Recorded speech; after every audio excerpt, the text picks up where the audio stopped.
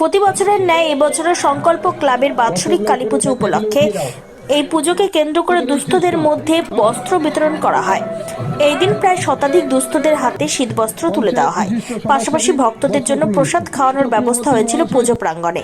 এই দিন বস্ত্র বিতরণ অনুষ্ঠানে উপস্থিত ছিলেন মালদা জেলা সমিতির কর্মাধ্যক্ষ সুমন দা, পান্ডুয়া অঞ্চলের প্রধান গাজলের প্রাক্তন বিধায়ক সুশীল চন্দ্র রায় সহ সমস্ত ক্লাবের সদস্যরা।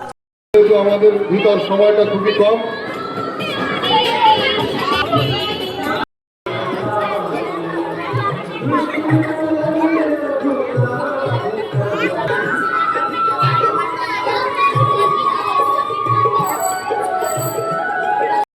এখানে কিছু প্রতিযোগিতামূলক অনুষ্ঠান হয়েছিল, কিছু ইভেন্ট ছিল যাতে ছেলেমেয়েরা অংশগ্রহণ করেছে। প্রথম, দ্বিতীয়, তৃতীয় হয়েছে, বা কাউকে আমরা সান্ত্বনা পুরস্কার যেমন অঙ্কন, মোমবাতি ধরানো প্রতিযোগিতা, মিউজিক্যাল চেয়ার, ভ্যারাইটিস কিছু আমরা স্পোর্টসের প্রোগ্রাম রেখেছিলাম বিগত দিনে, সেগুলোর পুরস্কার আজকের তাদের হাতে তুলে দিয়েছি।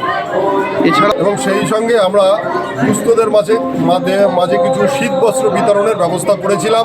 বিভিন্ন জায়গার বিভিন্ন ব্যক্তির মাধ্যমে সেই শীতবস্ত্রগুলো ক্লাবের পক্ষ থেকে আমরা দুস্থদের হাতে তুলে দিয়েছি।